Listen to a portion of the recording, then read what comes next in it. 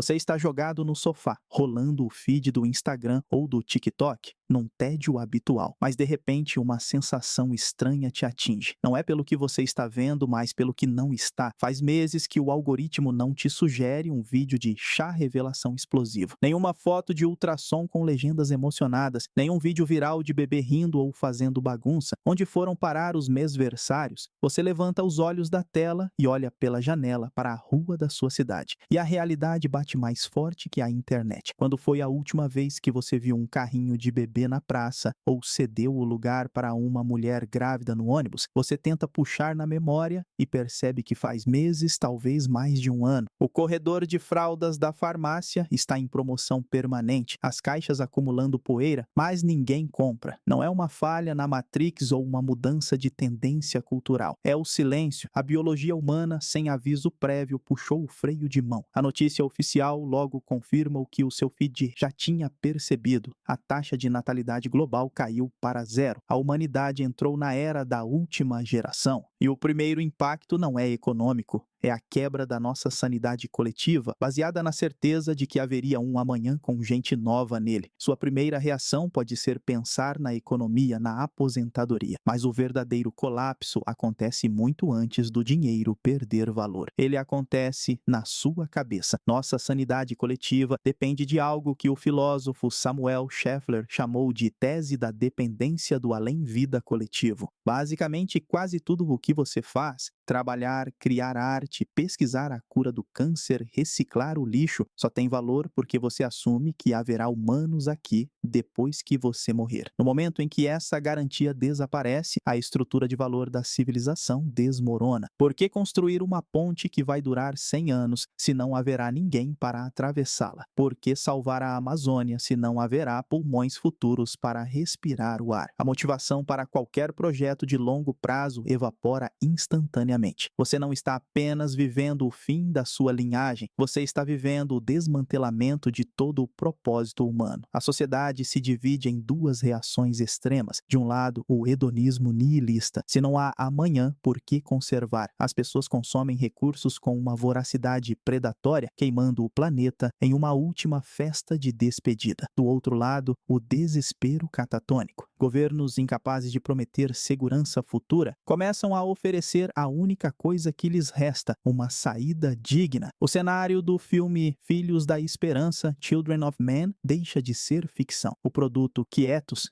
um kit de desistência patrocinado pelo Estado, torna-se uma política de saúde pública real. A lógica é fria. É melhor facilitar a saída voluntária de uma população envelhecida e desesperada do que lidar com o caos de bilhões de idosos sem cuidadores. Desistir de viver deixa de ser uma tragédia e vira um serviço essencial. Ok, a mente coletiva quebrou. Mas o dinheiro reage rápido. A economia global é essencialmente uma aposta no futuro. O valor de uma ação na bolsa, de um título do governo ou de um imóvel é calculado com base no que ele vai render amanhã. Se não há amanhã, quanto vale hoje? Bem-vindo ao colapso macroeconômico mais bizarro da história. A primeira bolha a estourar com violência nuclear é a imobiliária. Pense, quem vai comprar sua casa? Quem vai alugar aquele apartamento na planta? Ninguém. A demanda futura por moradia acabou de cair para zero. Cidades inteiras se tornam ativos encalhados. O dinheiro que você investiu na sua casa própria evaporou. Bairros inteiros começam a ser abandonados à medida que seus donos morrem, transformando metrópoles em cidades fantasmas em tempo real. A construção civil, um dos maiores empregadores do mundo, para da noite para o dia. Para que construir escolas, creches ou parques se não há crianças? O desemprego dispara numa economia que está encolhendo fisicamente. Não é uma recessão, é uma liquidação total do planeta Terra, onde todo mundo quer vender, mas não sobrou ninguém para comprar. E se a sua casa não vale nada, a sua aposentadoria vale menos ainda. A maioria dos sistemas de previdência do mundo funciona num esquema de pirâmide legalizado chamado repartição simples. Os jovens que trabalham hoje pagam pelos idosos que descansam hoje. É um contrato entre gerações. Mas o que acontece quando a base da pirâmide desaparece? O sistema quebra. Não haverá jovens entrando no mercado de trabalho para pagar a sua conta. O governo não terá de onde tirar dinheiro. A inflação dispararia se tentassem imprimir notas. Mais dinheiro sem gente para produzir coisas é apenas papel colorido. O resultado seria a pobreza abjeta na velhice para toda a humanidade restante. Você trabalharia até o dia da sua morte, não por escolha, mas porque a aposentadoria se tornou uma impossibilidade matemática. Mas o custo vai além do dinheiro. O economista Oded Galor argumenta que a juventude é o motor da inovação. Mentes jovens são plásticas, educáveis, trazem novas ideias. Sem elas, a taxa de inovação cai a zero. A sociedade ficaria presa na tecnologia que já existe, incapaz de se adaptar a novos problemas. O conhecimento tácito morreria com os especialistas idosos. Setores inteiros, como a manutenção de redes elétricas ou medicina de emergência, entrariam em colapso não por falta de dinheiro, mas por falta de braços jovens capazes de subir no poste ou aguentar o plantão de 24 horas. A economia não apenas encolheria, ela ficaria senil. Ok, mas o que acontece quando uma sociedade inteira entra em pânico existencial? Ela grita por ordem a qualquer custo. Esqueça a democracia liberal, os direitos humanos, a ONU, num jogo de soma negativa onde o bolo de recursos só diminui e não há futuro para negociar. A política vira guerra. O medo alimenta o monstro, o Estado Leviatã. Um governo totalitário absoluto, não por ideologia, mas por necessidade de gestão de crise. A primeira coisa a morrer é a liberdade civil. O estado de exceção virá regra permanente, toque de recolher, racionamento de comida, vigilância total. Você aceita tudo. Por quê? Porque a alternativa é o caos absoluto das ruas famintas. O governo deixa de ser o gestor do bem-estar para ser o gestor da sobrevivência. Ele não promete mais progresso. Ele promete apenas que a luz vai ficar acesa por mais um dia. A política se resume a uma única função: administrar o declínio sem deixar tudo explodir antes da hora. E como esse estado Leviatã mantém as luzes acesas com recursos diminuindo? Com a política da morte, ou necropolítica. Ele decide quem vive e quem é deixado para morrer. O cenário do filme Filhos da Esperança, Children of Men, deixa de ser ficção. As nações que ainda funcionam, como o Reino Unido no filme, ou talvez a Nova Zelândia na realidade, se fecham hermeticamente. Nacionalismo de recursos extremo, fronteiras militarizadas, refugiados, os fudis, caçados como animais e colocados em jaulas. A lógica é fria. Não tem para todo mundo, então só tem para nós. A solidariedade humana evapora. E se a infertilidade não for total, se for uma crise severa, aí entra o pesadelo de O Conto da Aia, The Handmaid's Tale. Corpos férteis são nacionalizados. Direitos das mulheres revogados em nome da segurança nacional. Contas bancárias congeladas, trabalho proibido. A fertilidade vira um recurso estratégico do Estado e a escravidão reprodutiva é justificada como salvação da espécie. O governo não gerencia mais cidadãos, ele gerencia estoques biológicos. O terror político é a transformação de pessoas em recursos ou simplesmente lixo. Agora vamos mudar o cenário. E se a infertilidade não fosse total? E se por uma imposição biológica bizarra ou um decreto global draconiano para salvar o planeta, cada mulher pudesse ter apenas um filho? A humanidade não acabaria em 100 anos, ela entraria na era da extinção lenta. Bem-vindo ao pesadelo demográfico conhecido como 4-2-1. É uma fórmula simples e devastadora que já assombrou a China e agora seria a regra universal. Imagine a foto de família: 4 avós idosos, 2 pais envelhecendo e uma única criança sobrecarregada no centro. Essa criança, o pequeno imperador da sociologia. Não é um rei, é um escravo do cuidado. Sem irmãos, tios ou primos para dividir o fardo, essa única pessoa jovem terá que sustentar economicamente e fisicamente 6 adultos dependentes. A pirâmide demográfica inverte-se completamente, virando um cogumelo instável prestes a tombar. O bônus demográfico que impulsiona economias vira uma hipoteca demográfica impagável. Em vez de um colapso súbito, a sociedade se tornaria um asilo gigantesco e subfinanciado, onde a juventude é consumida pela geriatria. Mas o fardo econômico de cuidar de 4 avós é fichinha perto do desastre biológico. Se cada casal tem apenas um filho, nós quebramos a ferramenta principal da evolução, a seleção natural. Na natureza, ter vários descendentes serve para uma coisa cruel. A natureza escolhe os mais fortes e descarta os menos aptos, mas se só existe um herdeiro, não há escolha. Esse filho herda a carga genética dos pais, incluindo os defeitos e adiciona novas mutações aleatórias dele mesmo. Sem a competição entre irmãos para limpar o DNA, as mutações ruins se acumulam irreversivelmente. É o conceito biológico da catraca de Muller. A cada geração, a humanidade vira uma xerox da xerox, ficando um pouco mais borrada, mais fraca, mais doente. O resultado final é o derretimento mutacional. Não apenas diminuímos em número, nós apodrecemos geneticamente. Nossa diversidade genética, a biblioteca que nos protege de doenças, encolhe. Um único vírus novo poderia varrer a espécie inteira, porque todos seríamos vulneráveis da mesma forma. A extinção lenta não seria apenas um declínio numérico, seria uma degeneração física, onde a humanidade se tornaria uma espécie de indivíduos crônicos, frágeis e geneticamente comprometidos, mancando em direção ao fim. Bom, muitos pensam que uma queda na natalidade é sinal de liberdade feminina, de escolha, e hoje em países desenvolvidos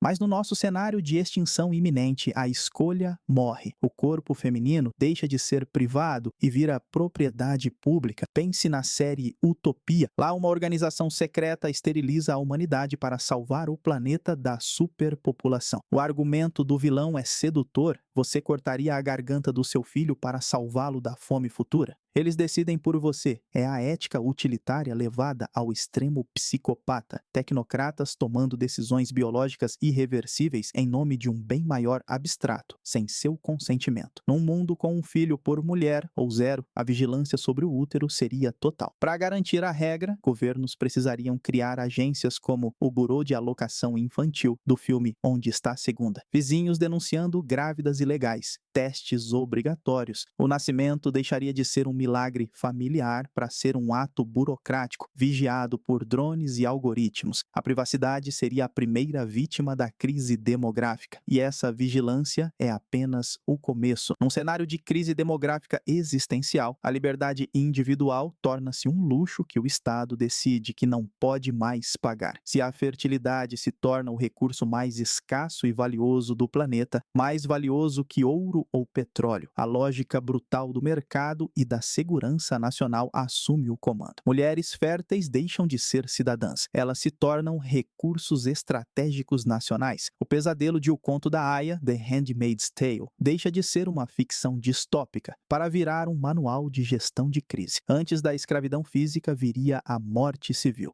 Contas bancárias de mulheres poderiam ser congeladas para impedir fugas. O direito de ir e vir seria revogado em nome da proteção do patrimônio genético. Regimes desesperados justificariam qualquer atrocidade com a retórica da salvação da espécie. No filme Onde Está a Segunda, o governo promete que os irmãos extras estão em um sono criogênico pacífico, esperando um futuro melhor. A realidade, eles são incinerados. A mentira tecnocrática é a ferramenta essencial para manter a ordem enquanto se comete o impensável. A sociedade aceitaria a transformação de seres humanos em gado reprodutor, ou a eliminação de crianças, porque o medo da extinção é o maior motivador político que existe. A autonomia corporal seria uma relíquia de uma era de abundância que já passou. Vamos sair do pesadelo político e ir para a biologia evolutiva. E se essa restrição, infertilidade quase total ou limite estrito de um filho não fosse um evento súbito, mas a nossa condição natural desde a pré-história, como seria a humanidade? Spoiler, não seríamos 8 bilhões. Seríamos uma espécie rara, frágil e exótica, como o urso panda. Na biologia, existe a estratégia K, ter poucos filhos, mas investir muita energia neles para garantir que sobrevivam. Se o ser humano tivesse evoluído biologicamente para ter no máximo um filho, o que significa que a população cai pela metade a cada geração, a não ser que a mortalidade seja zero, nós nunca teríamos dominado o planeta. Viveríamos em pequenos grupos isolados, aterrorizados com a perda de qualquer membro. A morte de uma criança não seria apenas uma tragédia familiar, seria um risco de extinção local. Nossa psicologia seria moldada por uma aversão extrema ao risco. Nada de explorar oceanos, nada de guerras massivas, nada de cidades gigantes. Seríamos uma espécie preciosa, medrosa e estagnada, presa na armadilha de nossa própria fragilidade reprodutiva. E essa fragilidade moldaria tudo. Sem irmãos, tios ou primos, a família deixaria de ser uma árvore com galhos para se tornar um único fio reto e solitário. A palavra irmão não existiria no nosso dicionário, ou seria um conceito mitológico antigo antigo, você seria o único depositário de toda a esperança, história e genética de todos os seus ancestrais. A pressão psicológica sobre cada indivíduo seria esmagadora. Você não pode falhar, porque se você falha, a linhagem de milênios morre com você. Culturalmente, seríamos conservadores ao extremo. Inovação exige risco, e risco é inaceitável quando a reposição populacional é impossível. Não haveria revolução industrial nem viagens espaciais. Provavelmente viveríamos em comunidades pequenas, superprotetoras, venerando a fertilidade como a única divindade real e tratando cada criança como um artefato de cristal insubstituível. Biologicamente, estaríamos à beira do abismo. A catraca de Müller giraria sem parar. Sem a diversidade genética que vem de famílias grandes e da mistura de genes, ficaríamos cada vez mais doentes e fracos. A humanidade não seria a dona do mundo, seria uma espécie relíquia, um fóssil vivo como o selacanto, escondida em algum vale seguro, esperando o inevitável dia em que o último filho único não conseguisse mais manter a linha acesa. Seríamos uma nota de rodapé na história da biologia, não os autores da história do planeta. Mas voltando ao cenário da infertilidade súbita, a sociedade ruiu, a política virou ditadura, a economia morreu. O que resta? A ciência desesperada. Quando a biologia falha, a humanidade tenta hackear a natureza. O próximo estágio desse horror seria a tentativa industrializada de criar vida artificialmente. Imagine laboratórios gigantescos substituindo maternidades. Bilhões de dólares despejados em pesquisas de ectogênese, úteros artificiais. Se as mulheres não podem engravidar, a máquina precisa